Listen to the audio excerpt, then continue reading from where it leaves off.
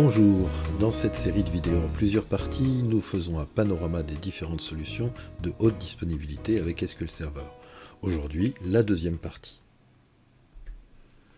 Une très rapide présentation, Arien Papillon, MVP Data Platform, et n'hésitez pas à vous abonner à la chaîne YouTube. Dans la première partie, nous avons abordé le fonctionnement du log shipping. Dans cette deuxième partie, nous aborderons la mise en miroir de bases de données ou database mirroring. Dans les prochaines vidéos, nous verrons aussi les solutions Always On, Failover Cluster Instance et groupe de disponibilité. Le database mirroring, ou mise en miroir de base de données, a un fonctionnement totalement différent du log shipping. Pour rappel, le log shipping s'appuie sur une sauvegarde et restauration systématique de manière à tenir à jour un serveur de secours. Le database mirroring est une fonctionnalité apparue avec SQL Server 2005. Elle est maintenant dépréciée, elle ne devrait plus être utilisée avec les versions actuelles. Mais nous en parlons tout de même, car elle existe toujours, même avec SQL Server 2019, et sa technologie est un des fondements des groupes de disponibilité Always On que nous verrons ensuite. Ici, nous pouvons obtenir une vraie solution de haute disponibilité dans la mesure où la réplication de données entre un primaire et un secondaire se fait au fil de l'eau et qu'il est possible, selon la configuration choisie, d'activer un basculement automatique vers le serveur miroir. La particularité du database mirroring est que le basculement vers le serveur miroir est initié par le client lorsque le serveur principal n'est plus joignable. Comme pour le log shipping, la configuration s'effectue pour chaque base de données à mettre en miroir. Par contre, il n'est possible de n'avoir qu'un seul miroir pour chaque base et non plusieurs. Le miroir n'est pas accessible en lecture, il est uniquement là pour assurer la disponibilité en cas de basculement. Il est toutefois possible d'y accéder en lecture, mais uniquement à travers un instantané de base de données ou database snapshot.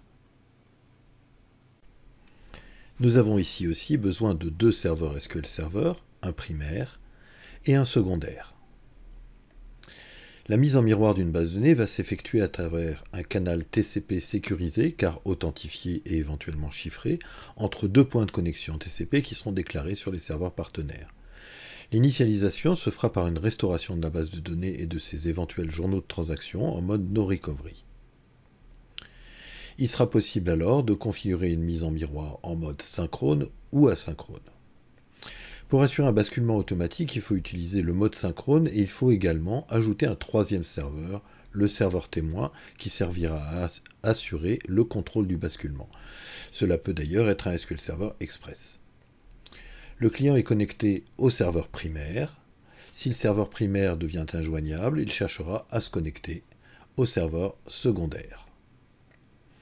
En cas de basculement, le serveur secondaire devient primaire et prend le relais. Le basculement est donc très rapide et comme nous sommes en mode synchrone, seules les transactions non validées avant la panne seront abandonnées. Une petite démonstration pour mettre en œuvre la haute disponibilité avec le database mirroring. Ici, j'ai trois serveurs SQL Server autonomes. Et sur ce premier serveur, j'ai une série de bases de données. Je vais vouloir mettre du database mirroring sur la base de données BDA9. Alors j'ai préparé un petit peu les choses, à savoir que sur le serveur numéro 2, j'ai déjà restauré cette base de données et son journal de transaction en mode no recovery, donc elle est déjà présente. Pour mettre en œuvre le database mirroring, je vais dans les propriétés de la base de données et j'ai un onglet mise en miroir. Ici, je vais pouvoir configurer les différents points de connexion de mes différentes instances, et également configurer la sécurité de manière à ce que les différentes instances puissent s'authentifier les unes avec les autres. Configuration de la sécurité. Ici, voulez-vous inclure un serveur témoin? Je vais faire une configuration en mode synchrone avec un serveur témoin, donc en haute disponibilité. Je choisis les serveurs à configurer et où stocker la configuration de sécurité, et ensuite je donne les coordonnées de chacun des serveurs. Donc le premier serveur, serveur principal, avec le port du point de connexion. Le deuxième serveur auquel je vais me connecter avec son point de connexion et le chiffrement éventuel.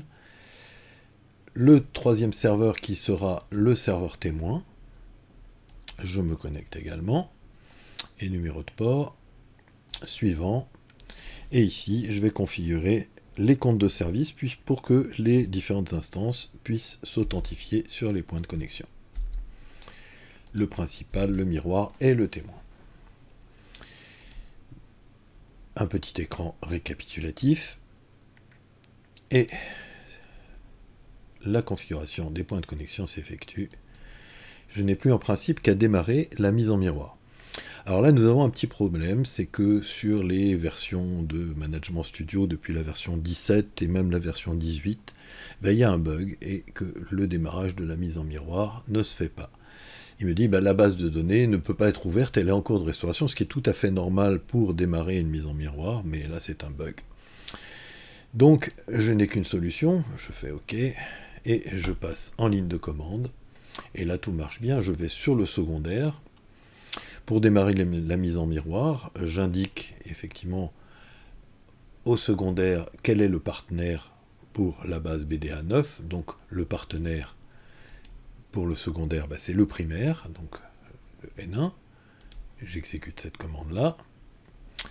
Je vais sur le primaire maintenant, et sur le primaire, je lui indique, en modifiant la base de données BDA 9, quel est le secondaire et quel est le témoin avec un set partner et un set witness. Je lance ces deux commandes. Et voilà, ma base de données est mise en miroir. Si j'actualise ici, je vois que mon serveur principal indique le statut synchronisé. Et si j'actualise sur le serveur secondaire, le statut est en miroir synchronisé. Donc ma base de données est mise en miroir. Et en cas de panne de mon premier serveur, automatiquement, le serveur secondaire prendra le relais.